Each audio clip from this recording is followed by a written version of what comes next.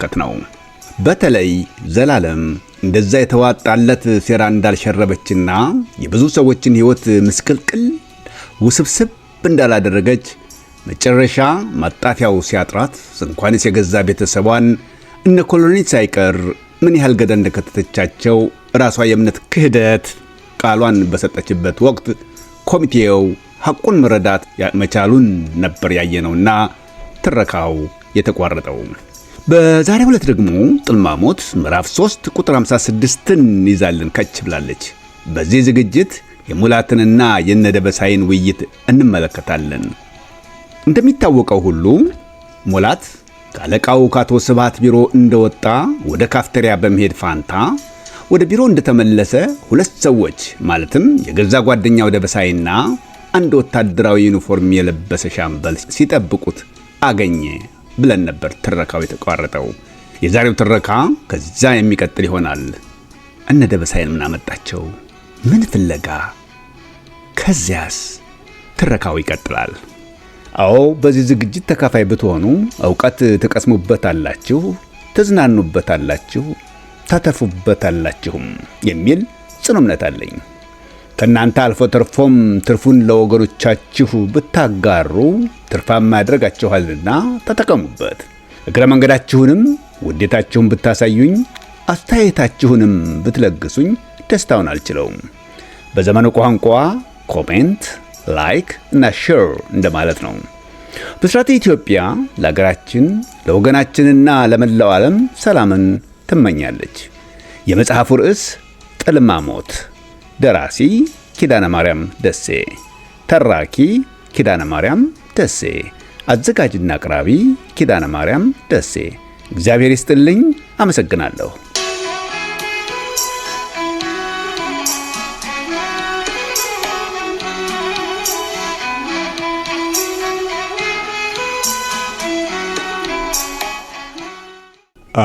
ስራ ነው ዱለታ ነው ሙላቴ? ሁለቱም እንግዶች ተነስተው ተቀበሉትና ሰላምታ ተለዋወጡ። ተቀመጡ፣ ብዙ አስጠበቅኳችሁ፣ ይቅርታ። እንደምትመጡ ልትገልጹልኝ ይገባ ነበር። ዘመን አለ እንዴ ከመጣን? ይሄ ፕሮግራም ማስያዝ አንተን ቢሮ መግባቱ መቻወቅንና ብለህ ነው ሙላቴ? ደበሳይ ትከሻ በታጀበ ሳቅ እየቀላለደ ሁሉም መቀመጫቸውን ያዙ። የወቅቱ የእድገት አንዱ ምልክት እስከሆነ ድረስ የት ይቀራል ብለህ ነው? ምን ያንሰኛል? አንዳንዴ ሞጊ ድረሰኒ ገና ምን አይተህ ገና በሬ ላይ ሳላስደገድግህና ደጅ ሳላስጠናህ ቀራለሁና ነው። ይቅርታ ሻምበልን ግን አይመለከትም። ኧረ ግድ የለም፣ ለዚህ የሚያበቃ ከቅርብ አለቃህ የምስክርነት ለማግኘት ያብቃህ እንጂ። ሻምበል በነገር ጠቅ አደረገው። የሙላት ፈገግታ በአንድ ጊዜ ብዝብዝ አለ። ደበሳይ ባለፈው ያጫወተው ትዝ አለው። ምን ነው ግን ይህን ያህል የአገር ጉዳይ ይኖረዋል? የደበሳይ ንግግር የምጸት ለመሆኑ ቅላጼው ያስታውቅበት ነበር። የሰራተኞችን ጉዳይ በተመለከተ የምንነጋገረው ጉዳይ ነበረን። እውነቱን ለመናገር ጉዳዩ ትንሽ ጊዜ እንደሚወስድ በመገንዘብ አስቀድመው የጀመርኩት አጣዳፊ ስራ ወይም የያዝኩት ቀጠሮ መኖር ያለመኖሩን ካረጋገጡ በኋላ ነበር የጀመርነው። ቅድም አስቀድመህ አልገለጽክልኝም ያልኩትም አንዱ ለዚሁ ብዬ ነበር። ጥፋት አለ ከተባለ አንደኛ አንተ፣ ሁለተኛ እኔ እንሆናለን። የሙላት አነጋገር ባይሆን ይህም ከጥፋት እንዳይቆጠርባቸው ሲል መከራከሩ ነበረ። አሁን ማን ሞት ከእነንቶኔ ጋር ቀጠሮ ይዣለሁ ብትል ኖሮ እንደሚፈቀድልህ እርግጠኛ ነበርክ? የሆነ ሆኖ መገናኘታችን ጥሩ። ደበሳይ የጥላቻ ፊት ይነበብበት ጀመር። ዋናው እሱ ነው። ሻምበል ደገፋ ድጋፉን ሰጠ። ለሆነ ነገር የቸኮለ ይመስላል። በነገራችን ላይ በደህና? ሙላት ጠየቀ። በትዝብት አይን ተራ በተራ ተመለከታቸው። የሻምበል ደገፋ አብሮ መምጣት ለደህና እንዳልሆነ ገብቶታል። በእርግጥ መስሪያ ቤት ተያይዘው ሲመጡ የመጀመሪያቸው ይሁን እንጂ ከቅርብ ጊዜ ወዲህ አመቺ ሰዓት እየጠበቁ አስበውበት ይሁን በአጋጣሚ ሙላት ከስራ በተመለሰ ቁጥር ሁለቱንም ቤት ያገኛቸዋል። የሚገርመው ሁለቱ ሰዎች በጨዋታ ያደርጉና ስተት ብለው አቶ ስብሐት ጉዳይ ላይ በተደጋጋሚ ይገባሉ። ሙላት መጠጠር ከጀመረ ወዲህ የጨዋታቸው እጅ ብሎታል። እንዲያውም የመረጃ ሥራ እየሰሩበት እንደሆነ ስለገባው ሌላው ሰው ቢሆን ጥሩ፣ ከደበሳይ ግን ያልጠበቀው ነገር ነበርና አዝኖበታል። ካስፈለገ ለምን በቀጥታ አናግረኝም? ጓደኝነት ለመቼ ነው ባይ ነው። ያ ሁሉ ወለል ብሎ ታየው። የደበሳይ ንግግር ነበር ያነቃው። ሙላቴ አመጣጣችን እንኳ በቁም ነገር ሁለታችንም ልናነጋግር ስለፈለግን ነው። ወደ ውይይታችን ከመግባታችን በፊት ለመጠነኛ ጊዜም ቢሆን አለ አይደል እንዳንቋረጥ ማድረግ የምትችለው ቢኖር ደስ ይለናል። ከተቻለ ሲል ሻምበል ቀጠለ። ከነማን ጋር እንደሆንክ ከመግለጽ ብትቆጠብ ደስታውን አንችለውም። ሻምበል አነጋገሩን ረገጥ አደረገው። ይገባኛል፣ ይህን ያህል እንከፍ አይደለሁም። ሙላት በተለይ የመጨረሻውን አባባል ሳያስበው ንዴቱ ገንፍሎበት የተናገረው ነበር። ከወንበሩ ተነስቶ በፊት ለፊት ሳይሆን በአለቃው ቢሮ በኩል አድርጎ ወጣ። ጤና የተሰማው አይመስልም። ሻምበል ደገፋ የሙላት ሁኔታ ቢያጠራጥረውም ደበሳይን ፍራቻ ብቻ ፉለጉሞ በበቀል ስሜት ውስጥ ሲረበሽበት በግልጽ አስታውቆበታል። እንዲያም ሆኖ አላስቻለውም። በተደጋጋሚ ጥርጣሬውን ከመግለጽ ባይቆጠብም ባነሳበት ቁጥር ደበሳይ ቀልቡን እየገፈፈ አፉን አስይዞታል። መጀመሪያ የምችል መሰለኝ አለ ሙላት እንደተመለሰ። ደስ ያለው ግን አይመስልም። ደበሳይ መልካም በማለት ጀመረ። ሙላቴ ቅድም ለመጠቆም እንደሞከርኩት አሁን ድርገመውና አመጣታችን ለቁም ነገር ነው። ለስራው ሲባል አንዳንድ ነገሮች በሚስጥር መያዛቸው ሊረብሽ ቢችል አንፈርድብህም። ሁለታችንም በአንተ ቦታ ብንሆን የሚሰማ እንደዛ ነው። ምን ታደርገዋለህ? አንድ ነገር ግን በመተማመን ልናረጋግጥልህ እንወዳለን በማለት ንግግሩን ሰፋ በማድረግ ትንታኔ ውስጥ ገባ። የእኛ ተልእኮና ግዳጅ ዛሬ የሚጀምር መቼ በምንም መንገድ ከአንተ ጋር ግንኙነት እንደሌለው ነው። እመነን ሙላቴ፣ ምናልባት የአንተ መረበሽ የማይታየን የማይገባንና የማይሰማን አይምስልህ። አንዱም ጭንቀታችን ይሄ ነው። የአገርና የወገን ጉዳይ ስለሆነብን ብቻ ለእኛ በሙያችን የተነሳ በገባንበት ግዳጅ እንደገባንበት ለመውጣት የበኩላችንን ጥረትም ይሁን መስዋዕትነት መክፈል ከሚሆን በስተቀር ውሎ አድሮ በምትደርስበት ጊዜ ስትደርስበት ትረዳለህና ያንን ስናስበው ባይሆን ትንሽ እፎይታም ቢሆን ይሰጠናል። ደበሳይ አቀማመጡን ሳይቀር በማስተካከል ጠረጴዛው ላይ ተጣምረው የተቀመጡ የሙላት እጆችን በሁለት እጆቹ በመያዝ የሞቶት ያህል ንግግሩን ቀጠለ። ሙላቴ ስለ ሰዎች እጨነቃለሁ የምትል ቢሆን ግን ሞኝነት ነው። ወቅቱን ያለማጤን ብቻም ሳይሆን ድጋፍም ያስመስላል፣ በፖለቲካ ሰዎች ዘንድ ማለት ነው። እንደዛ ባይሆን ኖሮ የወንድማችን የብስራት ጉዳይ እንደዛ ባልሆነ ነበር። የሆነ ሆኖ ላሳጥረውና በእኛ በኩል እስከዚህ ግልጽነታችን እየገለጽንልን ነውና በአንተ በኩል ምን ያህል ዝግጁ መሆንክን ብታረጋግጥልንና ካንደበትህ ብንሰባው በማለት ንግግሩን አሳረገ። ግልጽ ያለ አቀራረብ ነበረ። በእኔ በኩል የፈጠርኩት ችግር ካለ በጣም ይቅርታ። አንድ ነገር ግን እየረበሸኝ እንደሆነ ለእኔም ቢሆን ይታወቀኛል። ለምን እንደሆነ ግን ስለ እውነት አልገባኝም። ለማንኛውም ወደ ቁም ነገሩ እንግባ። ሙላት በመጠኑም ቢሆን ራሱን ለማረጋገጥ ታገለ። በጣም እናመሰግናለን። ደበሳይ ቀጠለ።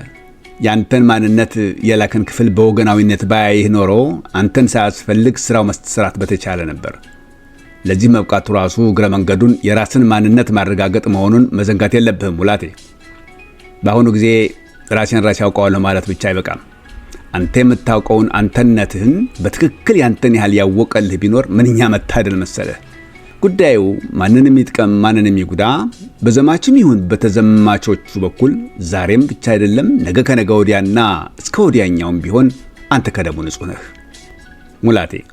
በዚህ በእናንተ መስሪያ ቤት በተለይም ባለቅየው ዘንድ ከፍተኛ ደባ እየተሰራ እንደሆነ መንግስት በተጨባጭ ደርሶበታል። በእርግጥ የነገሮች እንደዛ ሆኖ መገኘት ያሳዝናል፣ እናዝናለን። ቢያሳዝንህ አይፈረድም። ደባ እስከሆነ ድረስና ወቅቱ ደግሞ የመደብ ትግል የሚካሄድበት ወቅት እስከሆነ ድረስ ሁሉም በየተሰለፈበት መስክ ሚናውን ለይቶ መፋለም ግድ ነው።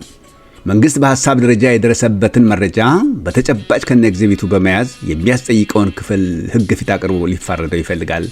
ይበልጥ ግልጽ ላድርግልህና አለቃ አቶ ስብሐት እንደተባለው ሆነው ቢገኙ ምላሽ ሊሰጡ የሚችሉት እሳቸው እንጂ አንተም ሆንክኛ አይደለንም። ማንም ሰው ይህን የመሰለ ጣጣ ውስጥ ለዛውም በሳቸው ደረጃ ያለ የንቃት የብስለትና ስልጣንም በለው ኃላፊነት የመሰለውን ተደራራቢ ታድሎ ያለው ይቅርና በዘመናችን አያውቅም ከምትለው ተራ የገጠርም ሆነ የከተማ ነዋሪ በዚህ አይነቱ ቅሌት ውስጥ ጥልቅ ብሎ ከተገኘ አትጠራጠር፣ አስቀድሞ የተረዳው ነገር አለ ማለት ነው። ዓላማው የተቀደሰ ይሁን የረከሰ አምኖበት ገብቶበታል። አንድ ቀን እንደሚያሸንፍ ወይም እንደሚሸነፍ ይረዳዋል። ካሸነፈም ሆነ ከተሸነፈ ሊከተለው የሚችለውን ትርፍም ሆነ ኪሳራ፣ ኩራትም ሆነ ቅሌት ጠንቅቆ ያውቃል። ያ ሁኔታ ወቅቱ ደርሶ እነሆ ልንጋፈጠው ተነስተናል። አለቃህ በላይኛው ሰሜን ተወላጅነታቸው ይሁን በሌላ ህቡ ብሔራዊ በለው ዓለም አቀፋዊ የስለላ ድርጅት ራሳቸው ብቻ በሚያውቁት ምክንያት ሌላውን ለጊዜው ባናውቅም ቢያንስ ጫካ ሆኖ ለሚወጋን ወንበዴ ክፍል ከተራ ደጋፊነት አልፈው ሽንጣቸውን ገትረው ከምስጢር ሰነዶች ጭብጨባ እስከ ዕለት ተዕለት የመረጃ ልውውጥና እኛን በሐቅ በሚደግፉ በሰሜን የአገሪቱ ክፍል ተወላጆች ላይ ይህ ነው የማይባል ሰቆቃ በመፈጸም ላይ የሚገኙት የያዙትን የስልጣን ቦታ በመጠቀም እንደሆነ ተደርሶበታል። በጣም የሚገርመው ጽሕፈት ቤታቸውም ይሄው ቢሮአቸው እንደሆነ መረጋገጡ ነው። አንተ ራስም ሆንክ መላ የመስሪያ ቤቱ ሰራተኛ እንደሚያውቀው ብዙም ጊዜ ስራ የበዛባቸው በማስመሰል ወደ ስራ ገበታቸው ቢሮ ቀድመው የሚገቡበትም ሆነ እጅግ ዘግይተውና አምሽተው የሚወጡበት ዋናው ምክንያት እንዳሰባችሁት ሳይሆን ለዚሁ መሰሪና እኩይ ተግባራቸው ብለው እንደሆነ በሚገባ ተደርሶበታል። ሙላቴ፣ በአሁኑ ጊዜ ልንገልጽልህ የማንፈልገው ሌላም ብዙ ነገር እንዳለ ይነገራል። ይህ ጊዜ ግለጠው ከማለት በቀር ለጊዜው አፍ የለንም። በአጠቃላይ የኛ ተልእኮ መሳካት የሚችለው እሳቸው በሌሉበት ቢሮአቸውን በመፈተሽ ይሆናል። ፍተሻው እንዴት መካሄድ እንዳለበት አስቀድሞ ተነድፏል፣ ተጠንቷልም። አሁን በመጣንበት አኳኋን እንመለሳለን። ጉዳዩ ጊዜ የማይሰጠው በመሆኑ የዕለቱ የቢሮ መውጫ ሰዓት ከመጠናቀቁ አንድ ግማሽ ሰዓት ያህል ቀደም ብለን ለመምጣት እንሞክራለን። ያለቃይ ጉዳይስ ልትል ትችላለህ። ልክ ነህ። በሱ በኩል ሐሳብ አይግባ። በሚመለከተው ክፍል በስራ ሰበብ ከአንድ ግማሽ ሰዓት በኋላ ጀምሮ ይጠራሉ። ፋታ አያገኙም፣ ተመልሰውም አይገቡም። መረጃ የሚለዋወጡባቸው ቀናት ዛሬና ነገን አይመለከቱም። ስለዚህም ይህን አጋጣሚ የግድ መጠቀም ይኖርብናል። ከሰዓት በኋላው የኛ ምለሳ አንተ በመደበኛው ከስራ መውጫ ሰዓት ትንሽ ወደ ኋላ ትዘገይልናለህ። ሰራተኛው በሙሉ ጥርቅ ብሎ ወደ ቤቱ ለመሄዱ እርግጠኛ መሆን ያስፈልጋል። እንዲያ የሚደረገው ሁላችንም ተያይዘን የወጣን ለማስመሰል ሲባል ነው። ከዛ በኋላ አንተ ወደ ቤት መሄድ ትችላለህ። የኛና ያንተ ኮንትራክት ብቻም ሳይሆን ስራው ራሱ ተጠናቀቀ ማለት ነው። ጉዳዩን በተመለከተ ከሆነ ግዳጁን የሰጠው ክፍል ይፋ ሲያደርገው የምትደርስበት ይሆናል። ሙላቴ፣ ጭንቀት ይገባናል። እንደኛ ቢሆን አለቃ የተሰነዘረባቸው ክስ የጠላት ወሬ ቢሆን ደስታውን አንችለውም። በዛው መጠን ደግሞ እንደተባለው ሆነው ከተገኙ እንኳን እኛ አንተም ብትሆን ለሚደርሰው ተጠያቂነት ደስታውን የምትችል አይመስለኝም። የሰውየውን ደግነትና ታታሪነት ከሚመሰክሩት ተቀዳሚ ሰዎች መሃል አንዱ እኔ ነኝ። ምናልባትም በእኔ ትግል ነው ማለት እችላለሁ ይህም ድል ማግኘት የቻሉት። እንደሌላው ሰው ቢሆን ኖሮ ራሳቸው ባሉበት ቢሮአቸውን ገንጥሎ አሊያም አስቀድሞ በቁጥጥር ስር ውሎ ፍተሻውን ማካሄድ በተቻለ ነበር። ሙላቴ፣ ስላንተ ከሆነ በእርግጠኛነት የትም የምመሰክርልህ ነው። ይሄ ነው ባጭሩ። በዚሁ ብናጠናቅቀው ይሻላል። አጥር ያለ አስተያየት ካለህ እንቀበላለን በማለት ደበሳይ ለማብራራት ሞከረ። ምን አስተያየት ይኖረኛል ብላችሁ ቢኖረኝም አይመለከተኝም፣ እግዚአብሔር ያውጣቸው ከማለት ሌላ ምን እላለሁ። መላፊቱን በሁለቱ እጆቹ ከቻም አድርጎ ያዛቸው። እውነት ሆኖ ቢገኝ ደርስባቸው የሚችለው ሁሉ ታየውና ዘገነ ነው። ስራቸው ያውጣቸው ነው የሚባለው ጓድ። ሻምበል ደገፋ ጅማ አስተያየቱን በቆራጥነት ሰጠ። የግድ ሆኖበት እንጂ ተጀምሮ እስኪጨረስ የሙላት አያያዝ አላማረውም። ደህና እንግዲህ ደበሳይ ተነሳ። ማሳረጉ ነበር። ሰማሁ አልሰማሁም፣ አየሁ አላየሁም የመሰለ ነገር የለም። ስለ ትብብርህ በጣም ነው የምናመሰግነው። ተራ በተራ ጨብጠውት ወጡ። ሙላት እነሱን ከሸኘ በኋላ በቆመበት ደንዞ ቀረ። ከራሱ ጋር ወሬ ጀመረ። እንዴት አቶ ስብሐት፣ እንዴት ሰውን የመሰለ ሰው በዚህ አይነቱ የአገር ክህደት ቅሌት ውስጥ እጁን ጥልቅ ያደርጋል? ማንን ያምናል ሰው ከቶ? እኔም እንዳንዳንዶቹ ተራ ወሬኞች ትግሬን በትግሬነቱ ብቻ እንድጠላው ልገደድ ነው ማለት ነው? ያስ ቢሆን ዘመኑ ካልሆነ በስተቀር እድሜ ለታሪክ እንጂ ለሀገራቸው ሲሉ ስንት ታላላቅ ገደል ሰርተው ያለፉትን የአገር የወገን ኩራት የሆኑ ተወላጆች ታሪክስ ከምን ሊቆጠር ነው? እነ ዘርአይ እነ ዋሎም እነ ሞገስ አስገዶም እነ አሉላ አባነጋ እነ ዮሐንስ ረስንቱ አራንድ በሉን እናንተው የእናንተ ሽንት ደርቆ የምድረ ባንዳ ሽንት ገኖ ገድላችሁም ሊያደርቀው ሲነሳ አጥንታችሁ እሾህ ሆኖ ለምን አይወጋ ነው ወይስ የእግዚአብሔር ቁጣ የመለኮት ቁጣ? ሌላው ሲቅር አቶ ስብሐት ሳምነውት የሰሞኑ የነ ብስራት የነ በእደ የነ በላቸውና ልጁ ዳግሚያ አረ ስንቱና ስንቱ ወሬ ከምን ሊቆጠር ነው? ጭውውታችን ሁሉ ውሃ በላው ማለት ነው። እኔን መሸወዱና ያለመሸወዱ ከመተዛዘን በቀር ምን ያተርፉበታል? ጠቅሜ የሶነ ጎልቼ ምን አመጣ ብለውኝ። ለነገሩማ ባለፈው በስርዓት ኢህአፓ ሆኖ ተገኘ ሲባል አይደል የቀረው ነገሩ። ፖለቲካ ማለት ይሄ ነው ማለት ነው። በቃ እየተገዛገዙ እየተላለቁ እየተሸነጋገሉና እንደ ምስጥና እንደ ፍልፈል ውስጡን እንደሄዱ መኖር፣ በስተመጨረሻው ከሞቱም አሟሟትን አበላሽቶ ማለፍ፣ በራስ ህይወትስ ይፍረዱ። እንዲያው ለመሆኑ እኛን ለምንም ያልደረሱ ማቴዎችን ሁሉ ምን ይብቃቸው አሉ? ምን ያልታየውት እንደ ሰዎች እንኳ ከጥሪት ከቤት ከምንም እንደሌለው በቁጭት ያጫወቱኝስ ይህን ያህል ዘመን የለፉበት ልፋቶ ለጥሮታ እንኳ ሳያበቃው ልጆቹ ይነፈጉ ምን ሊያደርጓቸው ተመኙ? ለጌታ እንደው ፈረዱባቸው። ለዚህ ነበር ያስተዋወቁኝ። ፖለቲካ በቃ ይሄ ነው ፍጻሜው። እንኳን ደስ ያለውት አቶ ስብሐት። ሳይታወቀው ድምፁ ከፍ እያለ መጣ። እንደው በዚህ መሀል እርሻ ምን ሊሆን ነው ከቶ? ምን አሁን ብቻ በወደፊቱ ጭምር እንጂ ዝም ብልም ጉድ ብናገርም ጉድ፣ በእጃው በልቼ በእጃው ጠጥቼ በስራ ያወጣው እንደ ክፉ ሰው ዳር ቆሜ በታዛቢነት መመልከት በስጋዬ ሲሆን በነፍሴ አያስጠይቅኝ አያስጎዳኝ ይሆን ከቶ? እጆቹን እያወራጨና ራሱን ስቶ ቆጡ ጠፍቶት እያለ በሩ ብርገድ አለ። አቶ ስብሐት ነበሩ።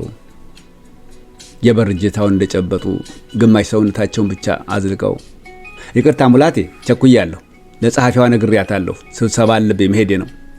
ይሄኛውን ስብሰባ እንደጨረስኩ ከሰዓት በኋላ ደግሞ ሌላ ቦታ ሌላ የራሴ ስብሰባ አለብኝ። ልመለስም ላለመለስም እችላለሁ። በስልክ እንደማገኝ ግን እርግጠኛ ነኝ። ምናልባትም ጥሩ ዜና አሰማ ይሆናል። በለጃለሁ። በሩን ዘግተው ተመለሱ። በግማሽ ልቡ ሆኖ ነበር ያዳመጣቸው። እሳቸውም ቢሆኑ እንዴት ማስተዋል እንዳቃታቸው ተአምር ነበር። ሁለቱንም የሸፈነ ሸፍኗቸዋል። አቶ ስብሐት ከሄዱ በኋላ በሌሉበት አነጋገራቸውና ከሆናቸው እየመጣ ፊቱ ላይ ድቅን ይልበት ጀመር። ተመልሰው የሚያቸው የሚገናኙ አልመሰለውም። በንግግራቸው መሃል አስበውት ይሁን በአጋጣሚ የተናገሩት ቃል ሊገባው ባይችልም አእምሮውን በጠበጠው። ልመለስም ላልመለስም እችላለሁ የሚለው አባባላቸው እየተጋገመ ያቃጭልበት ጀመር። ከና ለባበሳቸው ከና ግርማ ሞገሳቸው በፈገግታ የታጀበ ያጫወት ህዛቸውና ብርማ ለዛ ጠጉራቸው ሳይቀር እየመጣ አስቸገረው። በቆመበት አዞረው ያጦለውለው መሰለው። አልቻለም። የራሱን ቢሮ ከውስጥ ቆለፈና ወንበሩ ላይ ዘፍ አለ። ጠረጴዛው ላይ ጭንቅላቱን አሳረፈው። በተነባበሩ ሁለት ክንዶቹ ላይ በግንባሩ ተደፋ። ሳይታወቀው እንደ ጎርፍ ቁልቁል ይጎርፍ የነበረውን ባው ክንዱን አርሶ ጠረጴዛውን ያወረዛው ጀመር። ያጽናናውም አልነበረም። ቢኖርም ማን ሰምቶ የጨነቀ ነገር ለሚስት አይነገር ይሉት አይነት ወጥቶ የቱን ቢሄድ በወደደ እነ ደበሳይ ተመልሰው ይመጣሉ። መጠበቅ ነበረበት። ይቀጥላል።